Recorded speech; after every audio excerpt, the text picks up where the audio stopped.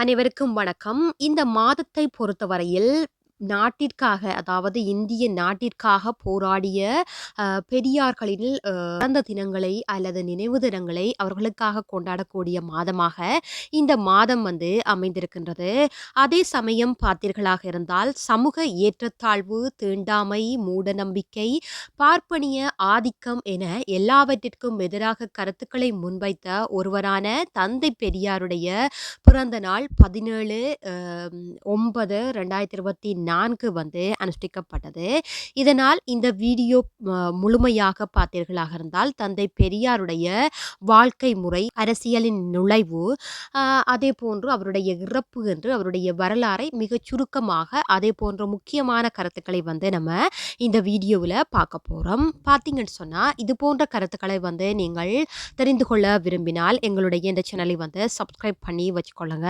அதே மாதிரி பக்கத்தில் இருக்கிற பெல் பட்டனையும் ப்ரெஸ் பண்ணி வச்சுக்கொள்ளுங்க. அப்போ தான் நாங்கள் ஒவ்வொரு வீடியோவும் நாங்கள் போடுறப்போ உங்களுக்கு நோட்டிஃபிகேஷனில் வரும், நீங்கள் பார்க்கக்கூடிய மாதிரி இருக்கும். இப்போ வாங்க நம்ம வீடியோக்குள்ளே போகலாம். இப்போ பார்த்தீங்கன்னு சொன்னால் தந்தை பெரியார் 1879 செப்டம்பர் 17 இந்தியாவில் உள்ள ஈரோடு மாவட்டத்தில் வெங்கட்ட நாயக்கர் மற்றும் சின்ன தாயம்மையாருக்கு மகனாக பிறந்தார். இவருடைய குடும்பத்தை பார்த்தோமாக இருந்தால் வணிக பின்னணியில் கூடியதாகவும் அதே சமயம் கிருஷ்ணசாமி என்ற சகோதரனும் 2 சகோதரிகளையும் கொண்டதாக இவருடைய குடும்பம் அமைந்திருந்தது. அதே சமயம் இவருடைய கல்வியை பார்த்தோமாக இருந்தால் இவர் தனது படிப்பை 5ஆம் வகுப்போடு நிறுத்திவிட்டு 19 வயதில் தன்னுடைய இளம் வயது காதலியான நாகம்மையை திருமணம் செய்து கொண்டார். நாகம்மையாருக்கு அப்பொழுது அவருடைய வயது 13ஆக இருந்தது. இவர்கள் திருமணம் முடித்து 2 ஆண்டுகள் கழித்து ஒரு பெண் குழந்தை பிறந்தது. அக்குழந்தையும் 5 மாதத்திலேயே இறந்துவிட்டது. இதன் பிறகு இவர்களுக்கு குழந்தை பேறு எதுவுமே இல்லை. அதனால் தனது அண்ணன் பிள்ளைகளை தன் மகள்களாக பார்த்து வந்தனர். அதே சமயம் பார்த்தீர்களாக இருந்தால் இவர் சிறுவயதிலிருந்தே சமயம் பற்றிய அப்பாவி மக்களிடையே உள்ள போர்வையை அகற்ற வேண்டும் என்பதில் மக்களிடம் உள்ள மூட நம்பிக்கையை, ஒருவனின் பெயரின் முன்னால் வரக்கூடிய அந்த சாதி பெயரையும் ஒழிக்க வேண்டும் என்பதில் குறிக்கோளாக இருந்தார். இவருடைய கருத்துக்களுக்கு ஒத்துப்போகக்கூடியவராக இவருடைய மனைவி விளங்கினார். அதே சமயம் பார்த்தீர்களாக இருந்தால் இவர் சாதி மத பேதங்கள் இருக்கக்கூடாதென்று கலப்பு திருமணங்களையும் சாதி வேற்றுமையின்றி அவர்களுடன் அமர்ந்து உணவு உண்பதையும் இதிலையெல்லாம் பார்த்து கொண்டிருந்த தனது தந்தையான வெங்கட்ட நாயக்கருக்கு கோபம் இருவர்களுக்குமே மனக்கசப்பு ஏற்பட்டது.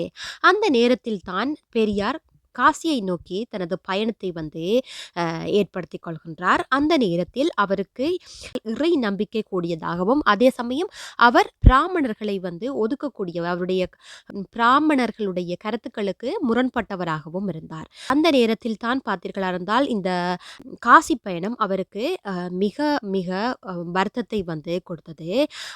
அதற்கு உதாரணமாக பார்க்க போனால் பிராமணர் அல்லாதவர்கள் வழங்கக்கூடிய நிதியில் வழங்கும் உணவுகளை பிராமணர் இல்லாதவர்களுக்கு உணவு வழங்க முடியாதென்று பிராமணர்களால் கூறப்பட்டிருந்தது. இதனால் இந்த ஒரு சம்பவம் நம்மளுடைய பெரியாருக்கும் ஏற்பட்டது. இதனை எல்லாம் பார்த்த பெரியாருக்கு மனதில் இருந்த இறை நம்பிக்கையும் இத்தோடு காணாமல் போனது. இந்த மாதிரி இவருடைய வாழ்க்கை இந்த மாதிரி நடந்து கொண்டிருந்த காலத்தில் தான் இவருடைய அரசியல் பயணம் இந்த நிகழ்வுக்கு பிறகு அரசியல் பயணம் முடிவு செய்யப்பட்டது. பார்த்தீர்களாக இருந்தால் அப்பொழுதுதான் காங்கிரஸ் கட்சியின் தன்னை இணைத்துக்கொண்டு காந்தியின் கதர் ஆடையை உடுத்து வெளிநாட்டு துணிவகைகளை ஒதுக்கி தீண்டாமையை ஒழிப்பதற்கு மிகவும் பாடுபட வேண்டும் என்று காங்கிரஸ் கட்சிக்கு சேர்ந்தார். அந்த சமயம் பார்த்தீர்களா இருந்தால் மதுபானத்தை ஒழிப்பதற்கு குரல் கொடுத்தார்.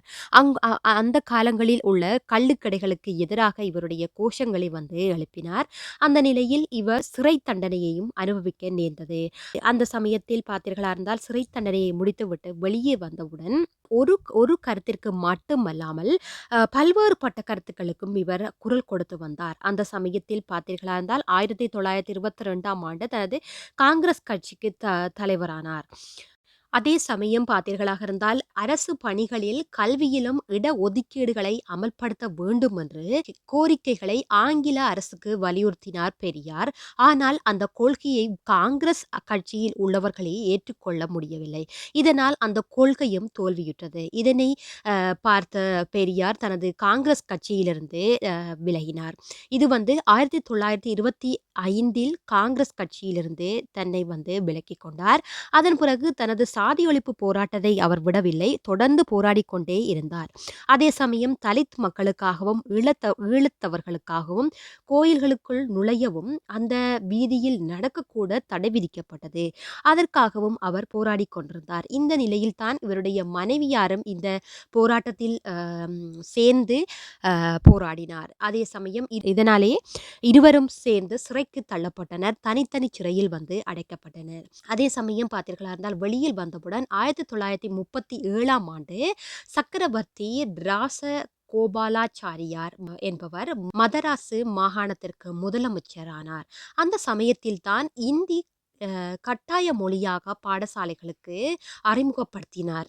இதனால் இக்கொள்கையை முழுமையாக எதிர்த்து போராடினார்கள் அனைவரும். இந்த போராட்டத்தில் பெரியாரும் கலந்து கொண்டார். இந்த போராட்டத்தில் தமிழ்நாடு தமிழருக்குரியது என்ற கோஷம் எழுப்பப்பட்டது. இதனை தாமும் இந்த கோஷத்தினை எழுப்பி இந்த போராட்டத்தில் கலந்து தொடர்ந்து தங்களுடைய போராட்டத்தை நடத்தி வந்தனர்.